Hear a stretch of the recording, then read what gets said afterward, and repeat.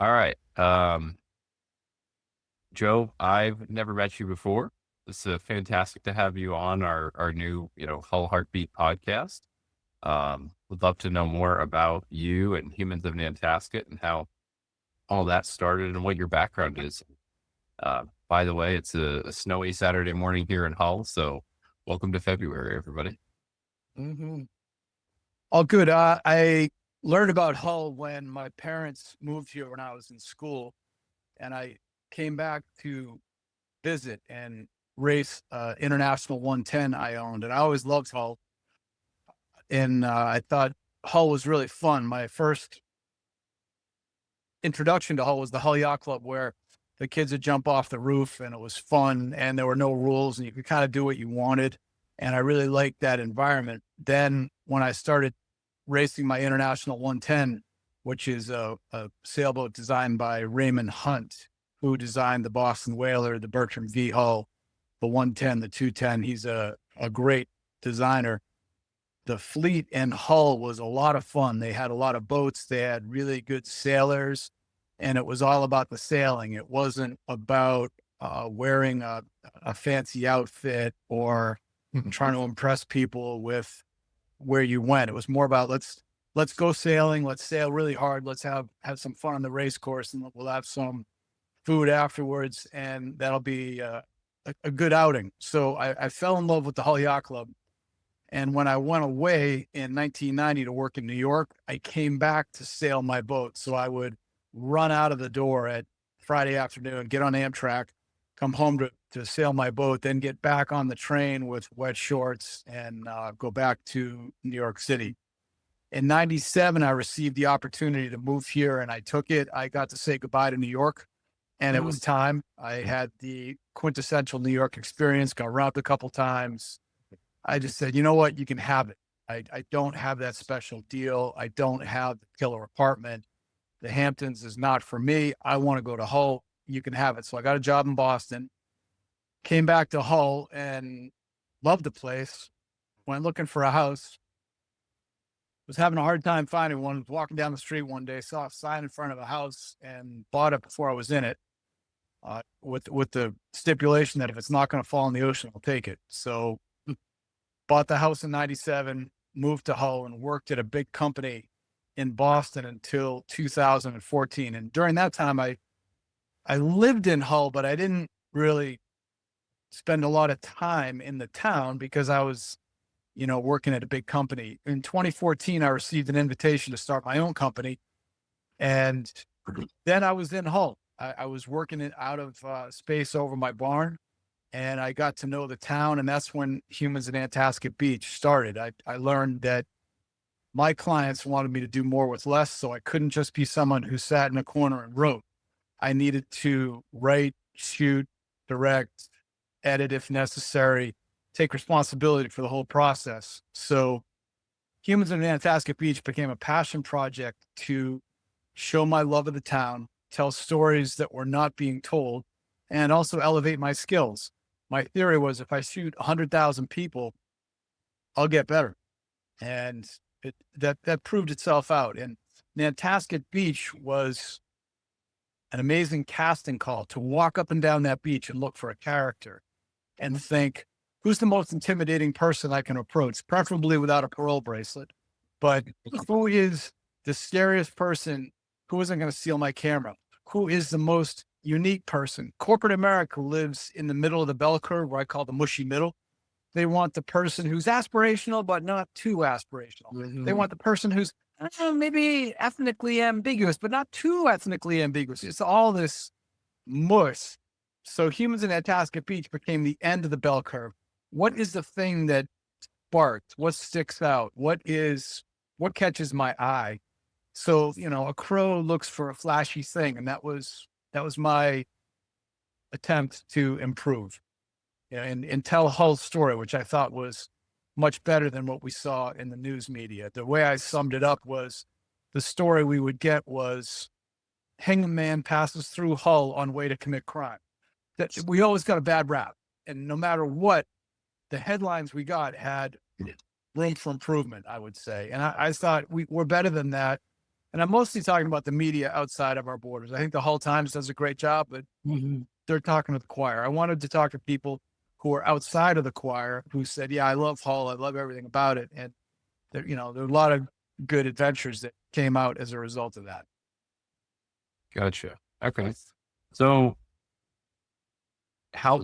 just to rehash a bit, it sounds like around 2014 is when Humans of Nantasket became No, something. humans in Nantasket Beach started in 2016. In 2014, I said, oh my God, I got to start a company. I can't afford a chair. My wife said, yeah, you can afford a chair. So we went out and I spent $140 at Staples. And I thought, what if I never work again? I don't know if I can pay off this chair.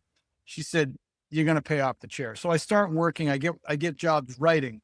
In 2016, late 2015, early 2016, that's when I said, I got to start shooting stuff because my clients are not paying agency rates. They don't want to hear about a bid for one photo is $30,000. I got to figure out how to do this.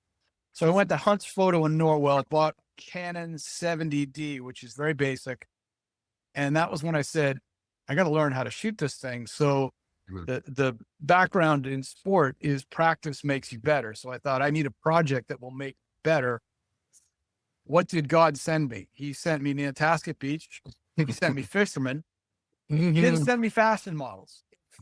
If the Lord sent me fashion models, I would have said, I'm going to make fashion models of Hull, but that's not what I got. So I tried to work with what I had.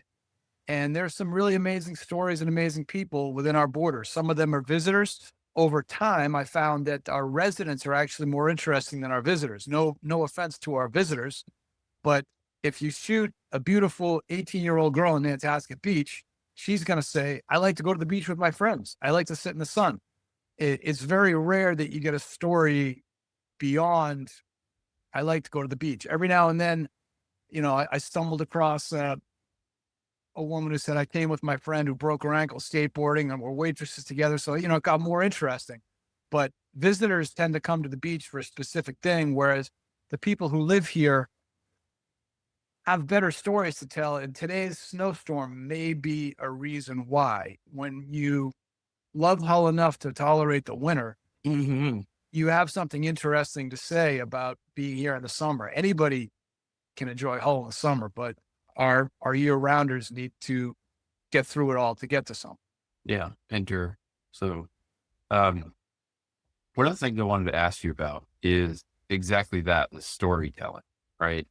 It seems like, or it feels like, and I've seen a good amount of your work and I've been impressed by it, but the feeling I get is some of these people have a story to tell, but they never had a conduit to do so. And it seems like the way you connect with people, regardless of their backgrounds, they're able to now tell the story, and you're capturing more than just words, right? It seems like you're capturing the energy or that essence. Can you talk a little bit about how you go about it, where you're pulling things out, where people actually get a feeling? They don't just get a story, right? I like to remind people the word emotion implies movement, right? Take out the E and you literally have the word motion. So if we realize that, and especially with the still photography, it seems like you're capturing their energy in motion. And I really appreciate that. So could you speak to that a little bit? Yeah, that's a very good question and a very big question. I think, the first thing I look for is what catches my eye. And one of the peculiar things is when you do this for a long time and you meet someone, you can see something in them. For instance, I met Diane, the librarian, Mm. who's no longer with us. She went to a different library. But the second I met her, she had so much energy in her. There was so much going on in there. There was a lot of passion. And when you meet passionate people who do something, to go back to my example of corporate America, if you say to me, I want you to create an image of a consultant creating a value in a conference room, what does that look like? That requires a lot of help, a lot of crew, a lot of planning. But when you meet someone like Diane, the librarian, who has an incredible love of the library, the community, the beautiful building, I just look at her and I see a lot of possibilities. So I think it's find people who have a passion. And then as a photographer or a director, your obligation is, and this is, I don't want this to sound grim, but when you capture their image, it's on you to make the image that will be in their obituary. It has to be perfect because you might never work with this person again as long as you live. Sadly, that has come true. And some images I've made of people have ended up being the image that portrayed their life. But I want to get it right. You know, it's a weird relationship between the photographer and the director and the subject of the talent. You want to show them at their best. You don't want to show people at their worst. Sometimes I see like a crime scene and I go, that's not for me. That's not why I'm here. But when you meet somebody like James Artisan and you see James work, and then you see James' environment, you just start salivating because it's absolutely gorgeous. And for me, what you light is as important as what you don't light. So I like to carve the subject out of the background, present them in their absolute best light in a way that's true to their spirit. Some, if you're shooting a guy with a lot of character, he can handle black and white with a lot of clarity. You can really dial it up and whack him hard. You can't do that to women or you will be shot and killed and a jury will exonerate them. Or with a guy like James, the color palette, it's just, it's unbelievable. There's so many things in Hull that are incredibly beautiful. I think a lobsterman in the morning is a lot different than a lobsterman at high noon. That said, if it's the right lobsterman at high noon, like you talked about motion, James Mahoney was a defensive back on the Hobart football team. When James Mahoney throws lobster pots, it's the most beautiful thing in the world. When James sits there, he smiles like it's his birthday and he looks like a potato. You're like, James, don't smile like it's your birthday. Just go about your business. And I'd appreciate it if you don't hit me with a lobster pot because you could and you'd kill me. But he's beautiful. When he moves, you just go, oh my God, look at that. So if you shoot, if you shoot people doing what they do, what they love, or what they must do. I don't think James likes to get out of bed at 3 a.m. and hucking lobster pots, but he's well schooled in it. I think you're on your way to a beautiful image or a beautiful film. To go back to Diane, I wanted to create something that was about the love of the library. So I thought, what if we have local legends doing their thing, but reading aloud from a great book illustrates their passion. Mm-hmm. So I had James at the carousel read a passage from Seabiscuit and matched it up with James' world. And I was really happy with the outcome. And it was something where, I saw this in Diane, so I ended up making a little piece with James, but I saw it all in Diane. And when I looked at her and I felt her energy, I thought, wow, we can make something beautiful together. She is a person of yes. Big corporations, it's a culture of no. Hey, you can't do that. You got to sit in your little box over here. You are employee CR38. You do not ever do anything outside of your sphere of influence. When I started my company, I decided all those people in the world would say, no, I'm just not going to work with them. I just work with people who want to do something. And in the world of ad agencies, there are big companies, big ad agencies that match up with big clients. And there's 50 people at the client who don't do anything and say no. So we need 50 people at the agency to say no so they can do nothing together. I decided that's not for me. So hey.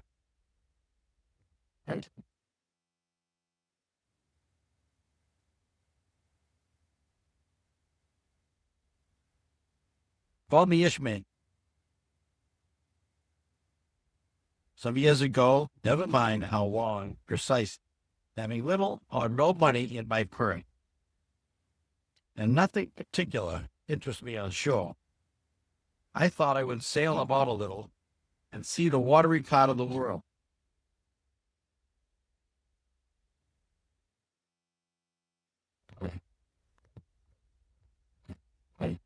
On any mechanical repair job, ego comes in for rough treatment. You're always being fooled. You're always making mistakes. And a mechanic who has a big ego to defend is at a terrible disadvantage. If you know enough mechanics to think of them as a group and your observations coincide with mine, I think you'll agree that mechanics tend to be rather modest and quiet.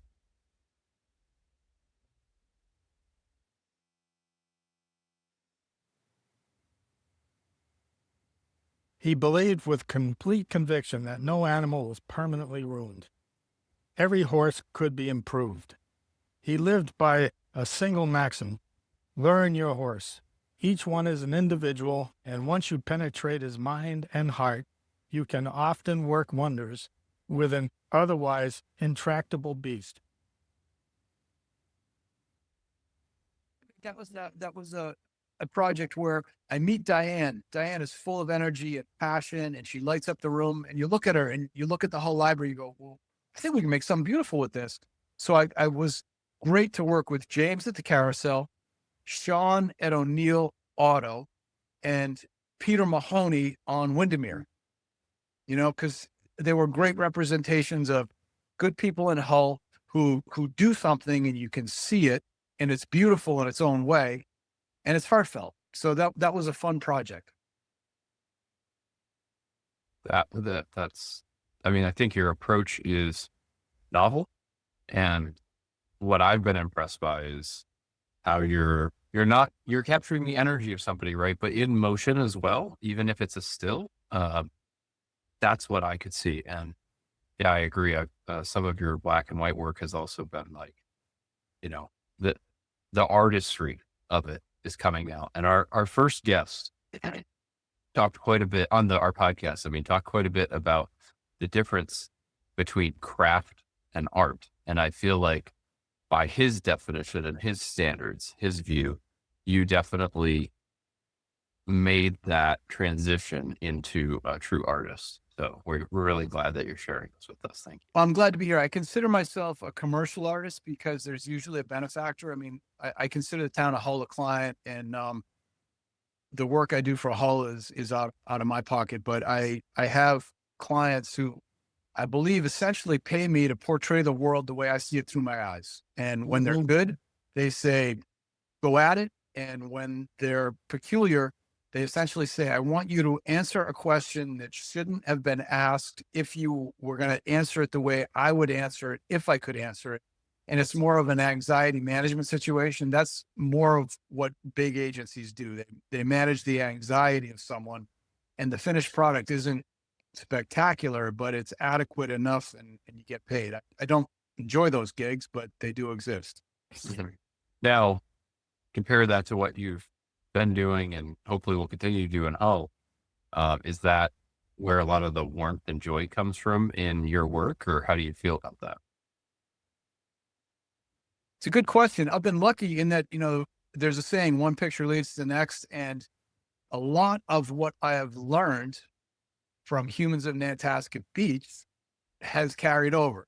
So let's say for Humans of Nantasket Beach, I took 10,000 pictures of Captain Chad, 10,000 pictures of his fishing vessel, the First Light, a couple thousand pictures of Matthew Mahoney, a couple thousand pictures of James Mahoney, only 3 pictures of Madeline Mahoney. She hides. She's very, very hard to come by. But, over the years, I've taken lots and lots of pictures of them. And what I've discovered around my own company is it's easier to teach a real person who was authentic to act than it is to teach an actor to be a lobsterman. If you say to an actor, can you catch lobsters? Oh, yeah. Can you ride a horse? Oh, definitely. Can you pilot the space shuttle? Absolutely. And then you find out on the shoot, they can't do anything because they wanted to get the gig. And I understand why they do that. In the context of a feature film, there's time to train that person. Casey Affleck can get good at being a lobsterman because there's a budget to train him. In the context of a TV commercial, there's no time for that. So when a very, very good client said, we want to make a commercial about doing good in the community, we're a local company. Geico is this giant nationwide company. We're not like that. Arbella Insurance is a local company. we want to show doing good in the local community. I thought, Chad's beautiful. First Light is beautiful. I'm friends with Oakley the dog. I wonder if I could make a script out of that. So I put together a board using all of my experiences from Humans of Nantasket Beach, and made one of my favorite commercials. I'd like to show it to you if I can. So I'm going to hit show screen. So I'm going to go to show screen. Oops, we'll just back that up. And there's a lot to this, in that this was when the passion project became a paying project. That usually doesn't occur. Usually passion projects are a fiscal disaster.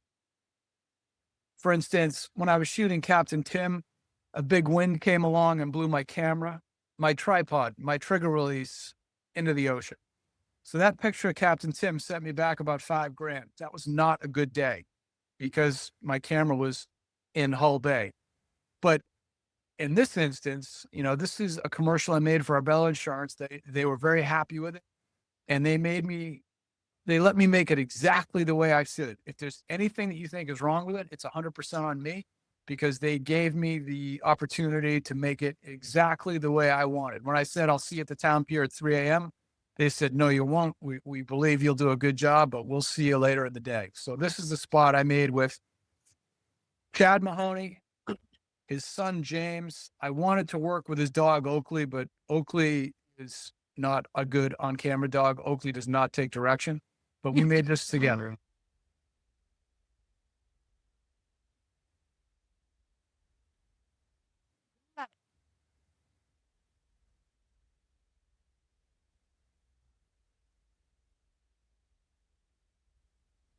Around here, we don't do the right thing because we have to. Thank you so much. We do the right thing because we want to. Arbella, here for New England. Here for good. That's really nice. It's well done. Mm-hmm. And the contrast between the beginning and the end is also really nice. Thanks. It was there was a labor of love. They were very kind to me. They let me do it right, and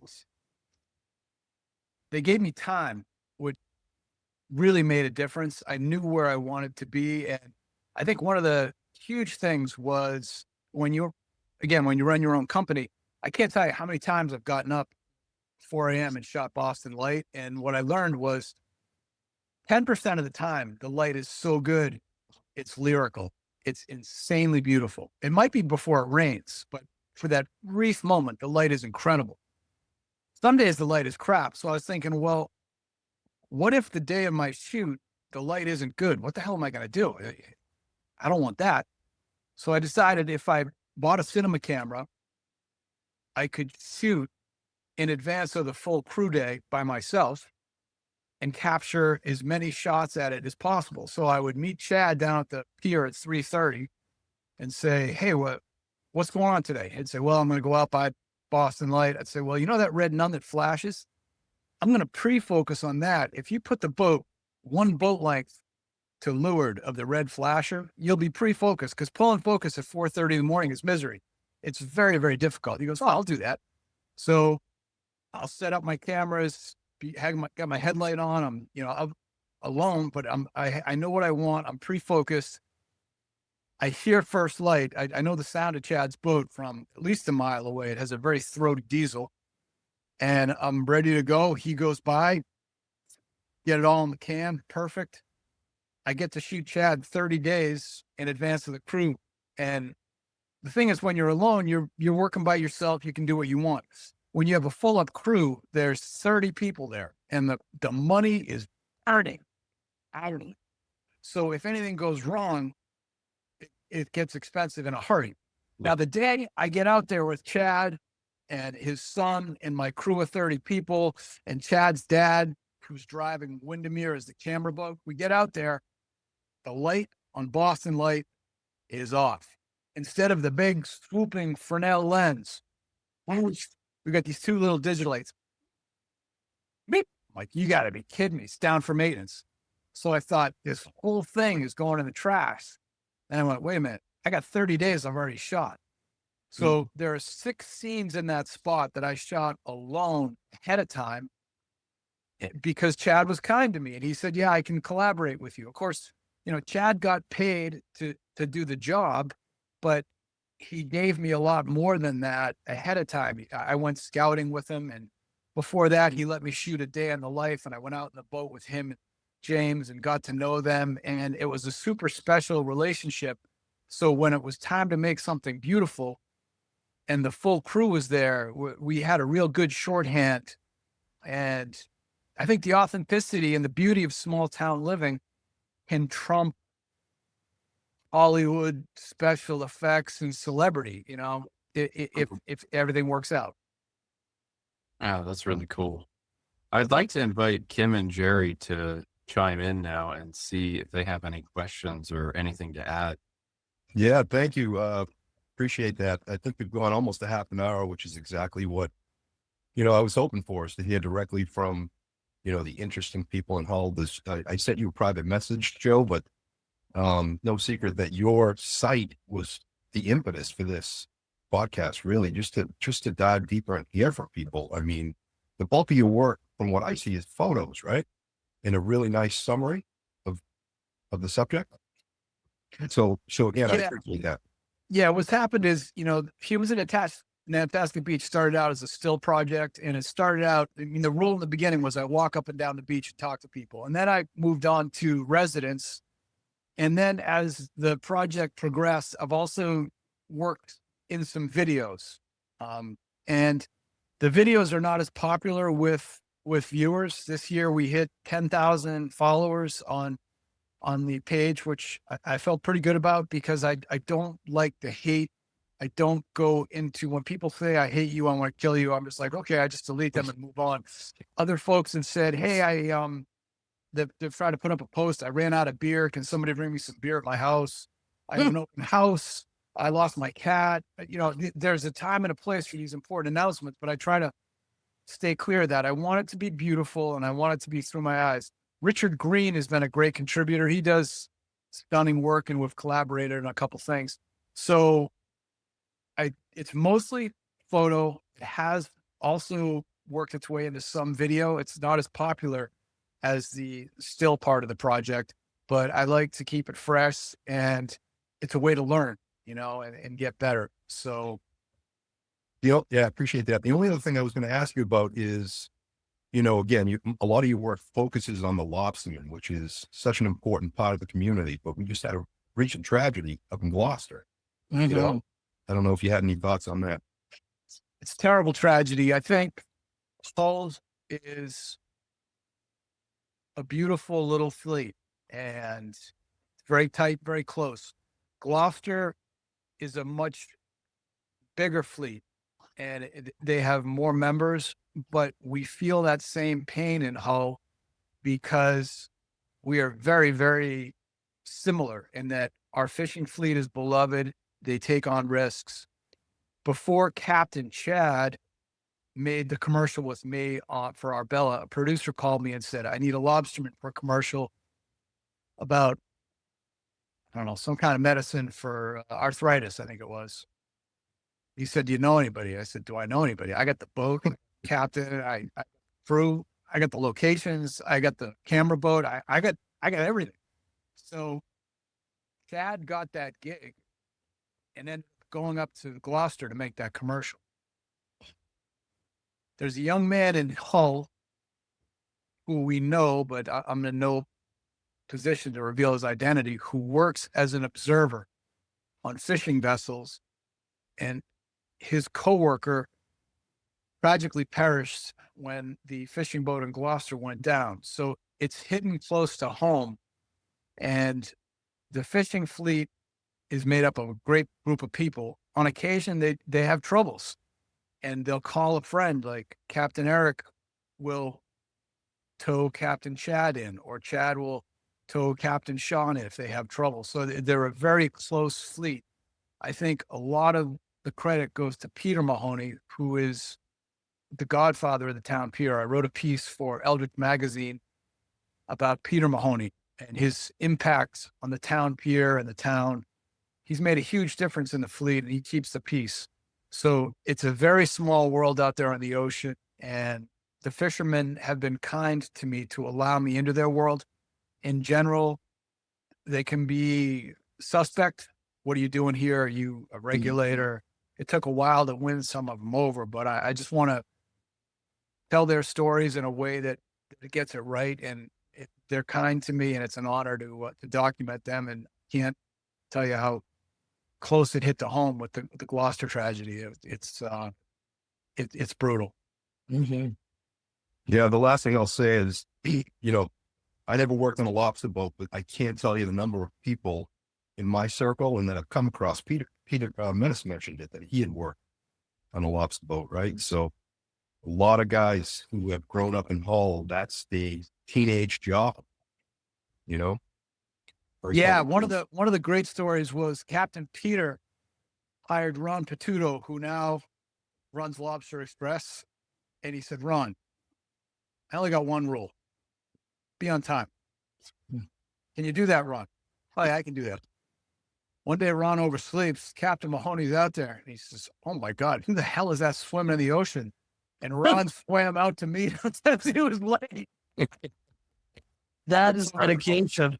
Yeah, Captain Peter has endless stories, a lot of really good stories. He was also featured in a little piece for the library, but he's got a lot of really great stories. He does a lot of good in the town.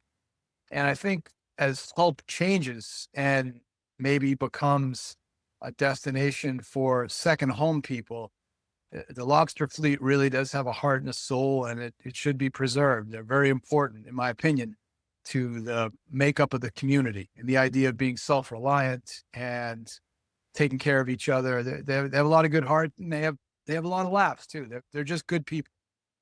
They are.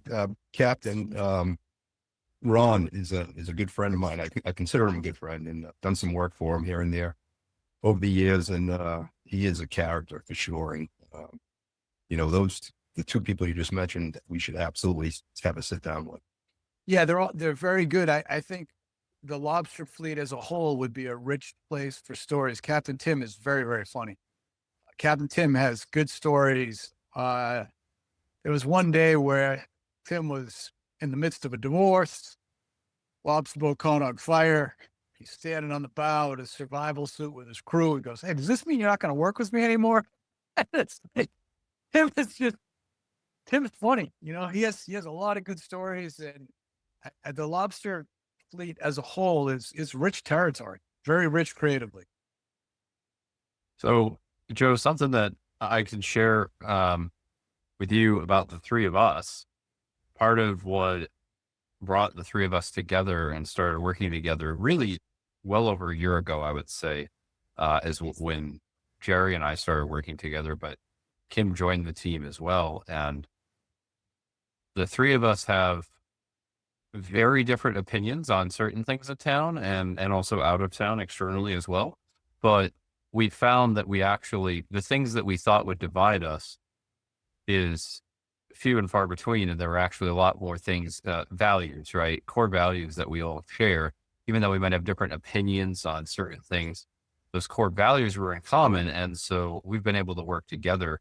And part of what we are trying to do through Whole Heartbeat is actually show the community that the things that divide us probably shouldn't. Mm-hmm. And where I'm going with this is we all are essentially trying to invite the community to join us, contribute, collaborate. And I'm curious to hear if you have any opinion on that or insight on how to invite people to contribute in a respectful way. What are your thoughts on that? Because you've obviously done this successfully for a while now, and we're trying to do some of that as well in a different way. Yeah, no, I totally agree with you. There's a lot to unpack there. I think one of the challenges of, while Hull is beautiful, some of the exchanges can be ugly. And I think one of the remarks is, "I don't agree with you. I've lived here longer than you. I want to kill you." Okay, that's kind of peculiar, but that seems to be the progression, with varying degrees of emphasis throughout the explanation. So I think if you can make something perfect it becomes a worker bee. And if you make one perfect podcast, it'll make another perfect podcast possible. And when you're not working, that gets out there and works for you.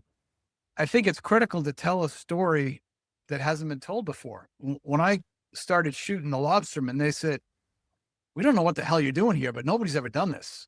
Nobody gets up at 3:30 in the morning to come take a picture of me at 4. Like, there's something wrong with you. But giving the voice to folks who have not been heard, those people will invite you into their homes. They're very excited to see you. When you work with a celebrity, the first thing they say is, when can I leave? I want to get out of here. I don't want to be here. And it doesn't matter who the celebrity is. It doesn't matter how much they're getting paid. This is the greatest thing you've ever done. And they just want to go golfing or they want to get out of there. I think people who are invested in the community will want to be part of it. And, you know, as I go through my list of greatest hits, James is reluctant at the carousel, but you'd be hard pressed to find somebody better. Randy Gould, reluctant. You'd be hard pressed to find somebody better than Randy. Your Lobsterman fleet, they're outstanding. I've been trying to get a DPW shoot, but for whatever reason, I can't. I think those guys are great. I'm a big fan of the DPW. So for the people where you're walking around, they catch your eye and you go, I think there's something here. Like, take a shot, you know? And when I go to my thought of one picture leads to the next, if you do nothing, nothing happens. Pick your shot.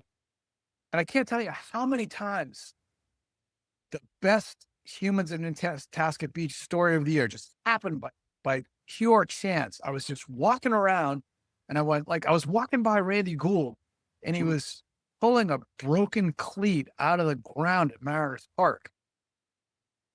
That's kind of weird. He's not with the town. So I just started chatting with him and I said, I want to take your picture. He ended up being the guy of the year. You know, he was the most popular subject of last year. So I think where your heart leads you is great. The Pride Party. You can't take a bad picture at the Pride Party. The light is good. It's fish in a barrel. There's 800 people to choose from. So you're like, all right, that's a shot. That's a shot. That's a shot. The more you do it, the better you get. And I believe if your heart is in the right place, passion projects pay off, but they take a long time and you never know when. Yep. I I was way deep into Humans of Nantasket Beach before I ever got a nickel out of it. And it was an indirect nickel. I never got a direct nickel out of it. And I spent a lot of time and a lot of money on gear, but it changed me for the better. And it's what I have. I'm not a coach. I'm not suited for political office. I don't understand it. This is what I have. And when people say to me, oh yeah, you're that guy, well, I feel good about it because it's a positive thing. It's not, you're the guy that built another 1,000 units of condo, or you're the guy that was in the paper for doing something extremely untoward. I don't want to be that guy. So, you know, it's what I have. And I think if you stay true to your purpose, you will get there, but you'll get there when you least expect it. And you gotta do it a lot for it to work. You can't do it and then hope for the best. You just got to keep going and keep steady and ignore the people who say no. If somebody says no to me, it's like, it didn't even happen. I take my shot and I move on and I just ask somebody else. You know, it's fine. People say no, it's okay. But somebody else will say yes. Yep, absolutely. Tim, And you, I'm sorry. yeah, no, the anchor piece was probably the first major video piece that I saw you do. I think you've done some other smaller ones before that I had seen just, you know, watching your site, but that was 5 minutes, really a volunteer effort for you towards them that I know they really appreciated.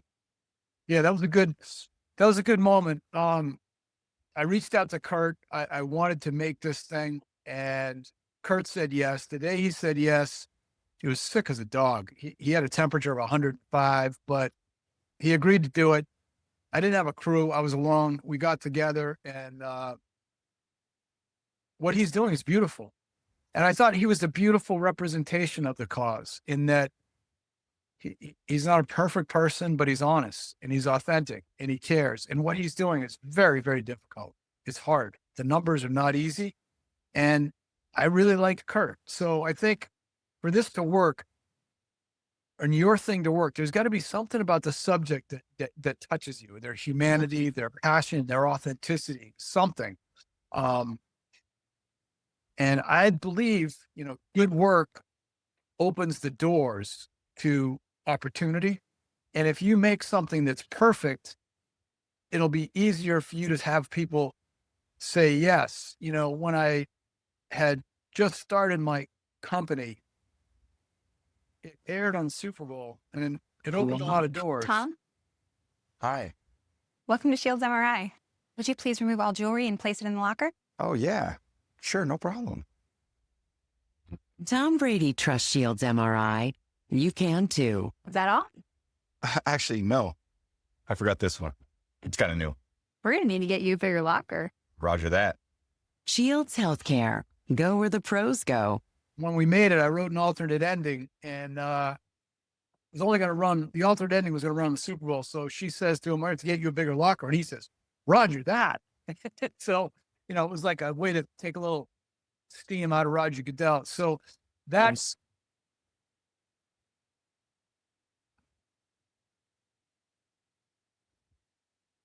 Barney. Oh, what the hell do you know? I said, hit play. They hit play and they go, Bro, can you rewind to Roger? Because you broke up for a moment there. So if you just start back there, we'll cut it in for you. sure. So Tom Brady agreed to make this commercial. He was on suspension because of Deflategate, and he was highly motivated to express himself. So he saw the script, he quite liked it. And when we came up with an alternative ending, I sat in this studio with my dog and we worked over a holiday weekend and came up with, she says, is that all? He goes, oh, I forgot this one. It's kind of new. She goes, we're going to have to get you a bigger locker. He goes, Roger that. That can only run if we win another Super Bowl. So I'm sitting at home with my dog watching the game. They're down like 23-3 or something. It was obscene. I'm like, oh no, the spot's not going to run. Oh, this is awful. So Brady's on the sideline. Brady's there focused. He mounts the greatest comeback in the history of sport. The Pats win the game. At the end of the game, they run the spot. He says, oh, I forgot this one. Roger that. The thing goes zing, goes around the world viral. 2 million people write about it. It's everywhere. So after that runs, I go out, I'm Joe. I have a creative company. I work out of Hull. People are like, yeah, you're out of Hull. Who the hell are you? You're not. What do you got? Hit play. They hit play. They go, you wrote that? Oh, shit. So it was instant credibility. And what I believe is when you make something perfect, if you make a perfect podcast, it becomes this little soldier that runs around and does your work when you're not working. Mm-hmm. And conversely, if you make something crappy, that goes out in the world and says, hey, I'm a mess. I shouldn't have been made and you made it. It's on you. So if one picture leads to the next, the subtlety is one beautiful picture leads to the next, or one beautiful commercial leads to the next, or a beautiful documentary. Crap leads to crap. And, that's kind of the reality of it. And the reason I get up at 4 is at 4, the light is worth like $2 billion. At noon, it's worth a nickel. So if you can get $2 billion light at 4, why the hell don't you get your ass out of bed and go grab it? It's beautiful. It's there for the taking. And, that was my theory on when I have a budget and through, and I say, all right, we're going to call times at 3. I'll see you at 4. They're like, well, why are we going to do that? Then they get there and they go, wow, this is beautiful. I'm like, well, yeah, I've scouted it 10 times and I've seen the sun come up 10 times. So yeah, it's beautiful. The fact that Dawn Patrol is beautiful is well-known fact. Let's capture that. Awesome. Kim, we haven't heard much from you. What are you thinking? I am thinking a lot of things, actually. I'm extremely envious that you made that choice in 1997 to become an outlier, to become successful. Talked a lot about your visual work. Can you tell me a little bit about your writing?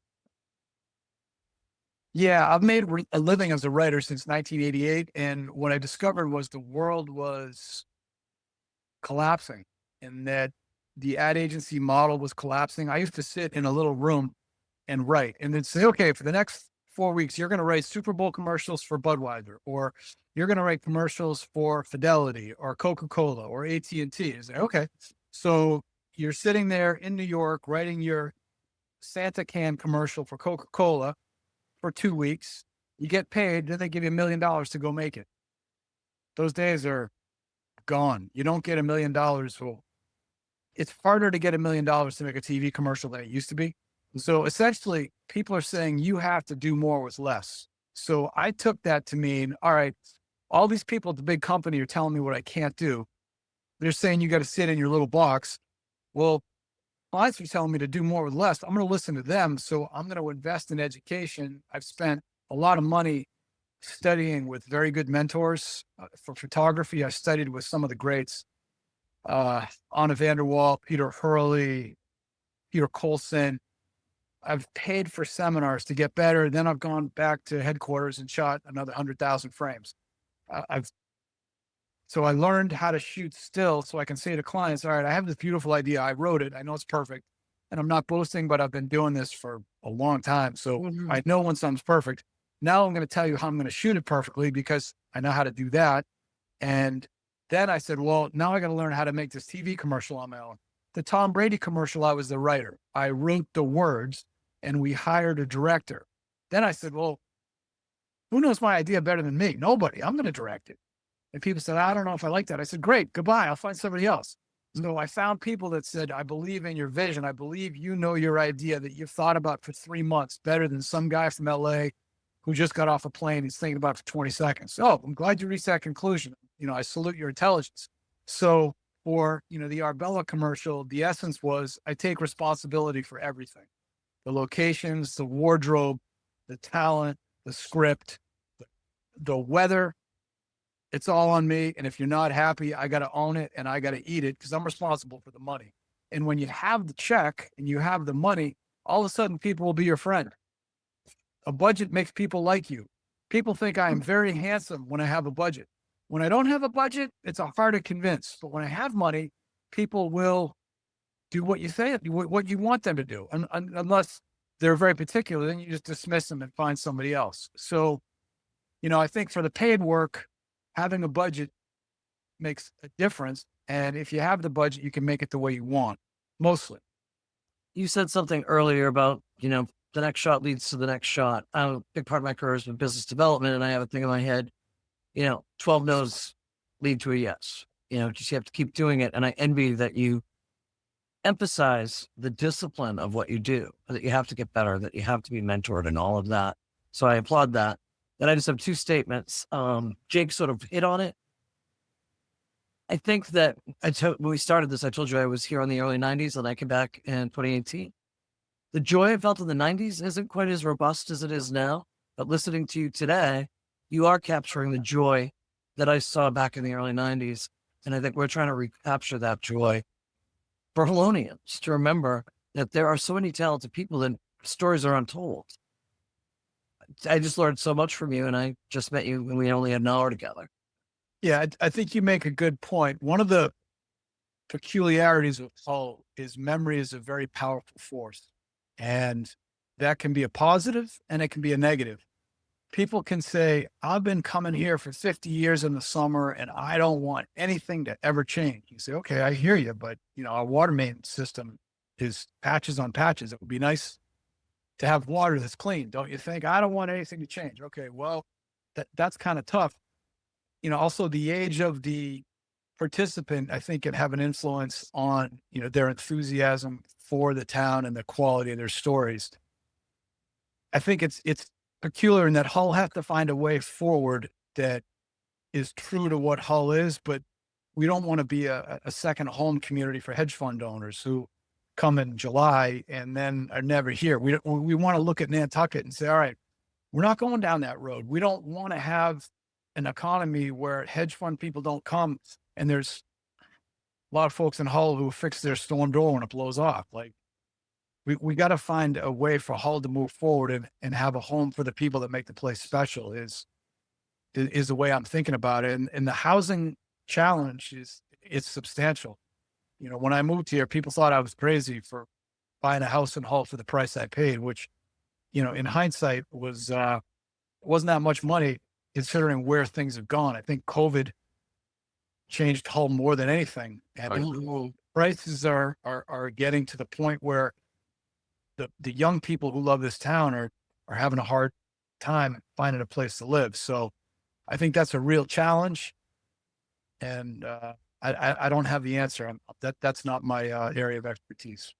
But you are bringing a thread. You are sort of weaving the community with the stories that you tell to bring the joy of the Hullonians themselves. And I appreciate that.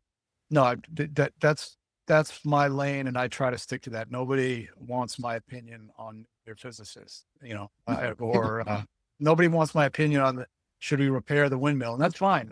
You know, what do I know? I know nothing about windmills. So this is the thing I know, and if people don't like it, that's okay. I invite them to move on, and that's fine.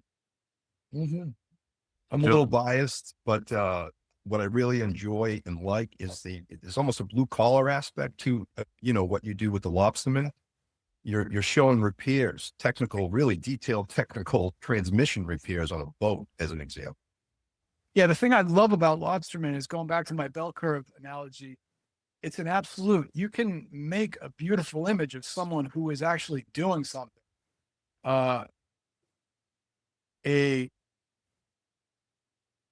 financial services person executing a trade on a computer, it doesn't really look like much. There's not a lot to lean into. The lobstermen, the boats, the lifeguards, our visitors, the surfers, Shawnee, the mechanic, James, the carousel, they're tactile. There's hands, there's tools, there's colors, there's a story, there's something that's really, really beautiful. So, you know, I like that. And I enjoy those people. They feel, going back to the original thing we talked about, going back to the Hull Yacht Club with people jumping off the roofs and having a hell of a time. They feel more like my people than the people in the fancy clubs who want to tell you about their new watch that is super, super technical. The thing I like about Hull is it's real, and we have a wide variety of people who live here, and, you know, some of them still work with their hands, which is getting harder to come by, and it's a beautiful thing to photograph. Absolutely. One thing I wanted to get your your opinion on was you did a piece on Pat Finn, and he recently passed. Pat Finn was there's a list in my head of I walk around and I think I want to take that guy's picture. The second I saw Pat Finn, I wanted to shoot him. I saw him in the Gray Ghost. I saw him on the commuter boat. I liked his boots. Then I saw him at town meeting, and the way Pat Finn would present at town meeting, I felt like I was in a Mark Twain novel. I felt like this is like Huck Finn is at the microphone. I can't believe it. This is incredible. So I really wanted to shoot Pat. I said, Pat, I want to take your picture. The first time I said it to him, he said, "Get the fuck out of here." I was like, "Come on, Pat. Get the fuck out of here." I said, "Okay, well." Then Pat decided to run for office. I said, "Hey, Pat, I want to take your picture." "I think that's a good idea. I think we should have a picture of me. I think that's very, very good." Yeah. I said, "All right, now here's the deal. I got to have the Gray Ghost. I can't have the picture." He's like, "Oh, yeah, you got the Gray Ghost." So he's telling me about the Gray Ghost, and he bought it from this guy, Sid, and it's got the original air in the tires, and don't tell anybody, but the original tires are bald. And, you know, the Gray Ghost is very collectible. And of course, Pat enters the Gray Ghost in the car show, which makes me howl because the thing is got a lot of character. So I meet Pat over at the HRA land because he's running for the HRA seat. So I got to shoot Pat on the Gray Ghost in the HRA. And the light is just gorgeous. And the Gray Ghost is silver and the sky is blue. And Pat is being Pat. You can't take a bad picture of Pat. Pat's one of those people like Louise Hardison. Is the camera on? Is the camera in focus? Is the camera in your hands? All right, you're halfway there. Pat was an incredible subject. So we made those images together, and he loved them. And I howled because I thought, this is Pat. This captures it all. People were saying things like, this looks like a movie poster. Wow. And Pat won the race, but then somehow something happened. There was a fire, and the polls got reopened. And in true Patson fashion, he lost by a couple votes at the revote, and he was outraged and he couldn't believe it. But Pat just pressed on anyway and went to town meeting. And I enjoyed that Pat was a voice of the voter. And when Pat would stand up, some people would get uncomfortable, but we are governed by town meeting.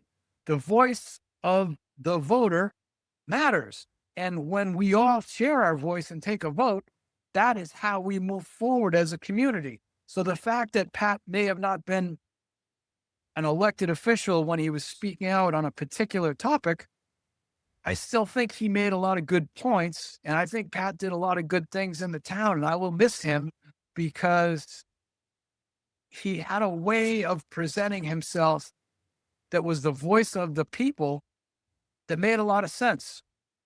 I don't know if every issue needs a study for $100,000. I don't have a study before I take a picture. I just go out and shoot it. And I understand that a municipality is more complex than being a, commercial artist. I get that. But there are things that Pat said that made sense to me, and his voice will be missed. I would like to do a quick search and see if I can find his photo, because it's one of my favorite. And people say to me, "Oh my God, that looks like a movie poster." And, I have, a lot of love for that image, because to me, it was as important as shooting Tom Brady. I wanted that picture to be perfect. And when Pat passed, his family said to me, "Hey, can we use that for the obituary?" I said, "Well, of course you can." So let me see if I can share this photo. I want to share this one, and then I'll share the screen. I'm going to allow to share window, and here's the window. Oh my goodness. That's quintessential Pat. Oh my goodness. Yeah. So that's Pat on the Gray Ghost. I like looking up at people. I think it makes them look more heroic.